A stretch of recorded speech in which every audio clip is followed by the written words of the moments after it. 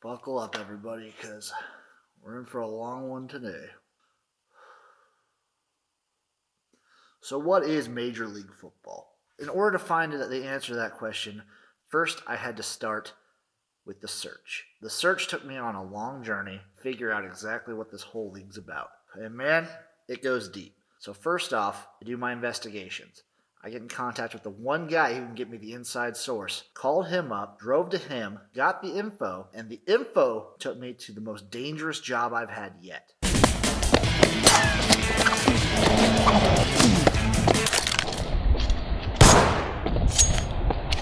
What I found blew my mind. This is the truth about Major League Football.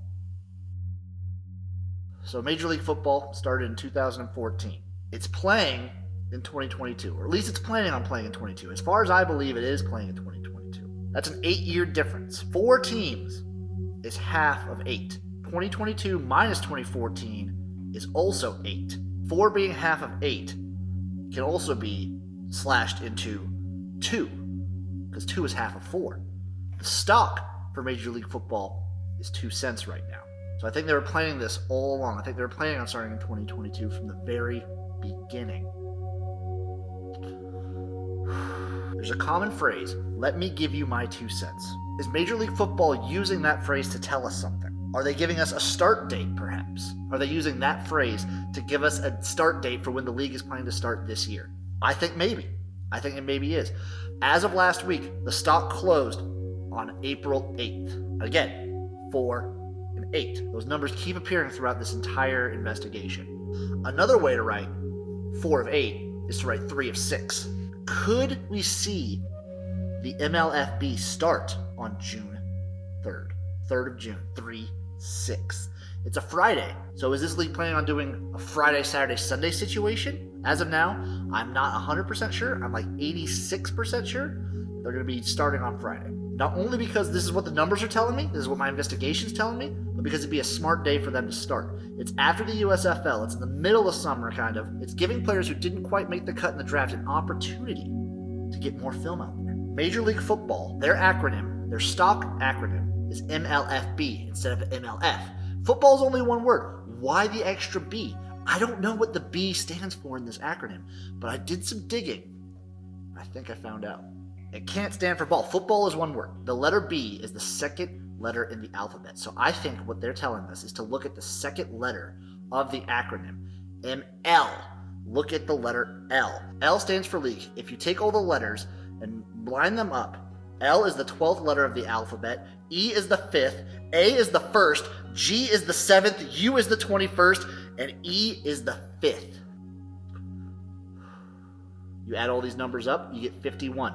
I think that's them telling us that they're going to plan on having a 51-man roster. Maybe they're going to have an extra player on each team that does God knows what. So then after that, I had to go undercover for a little bit. And while undercover, I discovered something crazy. So they have 4 teams so far. The Attack, the Force, the Independence, and the Armada. What do all these teams sound like? They sound like naval warships. I think this is telling us that these MLFB teams are going to be in cities that have naval bases. The cities that make sense to me. Washington, D.C. Every one of these leagues is putting a team in D.C. Every single one is putting them in that area.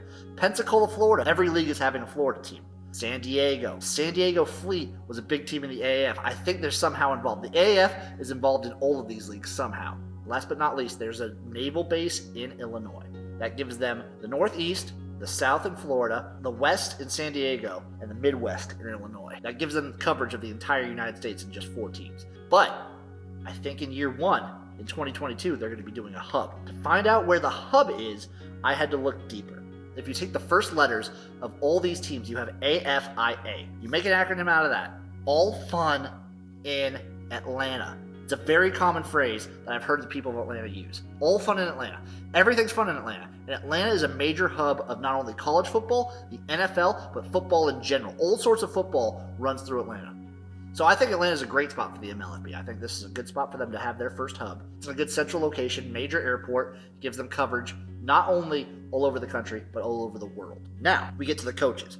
We got Jerry Glanville, Terry Shea, and Bill Conley. The fourth one is not known yet, but I think these three coaches kind of tell us something right here. Jerry Glanville, first head coaching job, Houston Oilers. Terry Shea, first head coaching job, San Jose State. Bill Conley, Ohio Dominican University. I triangulated the center point between all of these locations and somehow came up Steve Spurrier. Could we see Steve Spurrier as the fourth head coach in the MLFB?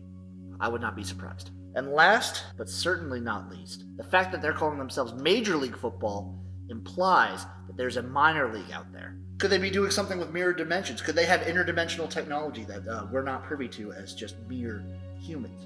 Possibly. Could they be in contact with an alien race that's allowing them into these mirror dimensions to create a type of football that we haven't seen before, to develop players at a faster rate for the NFL?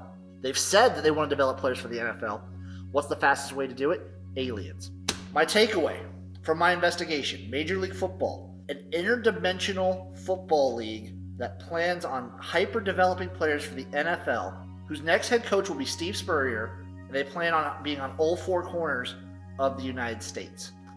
I can see Seattle being an expansion city, perhaps Vancouver, Canada being in the works for these guys. With a start date of June 3rd, the sky's the limit. Now, if you want the best MLFB sources around, I'm not there to cover everything all the time. You want to go over to Sports Gambling Podcast and Adam Pelletier, because he has the lock. He has the connections with MLFB. While I'm doing the deep dive, Adam's giving you everything you need to know when you need to know it. Go check him out. I love Adam. I'm Investigator Jim, telling you the truth.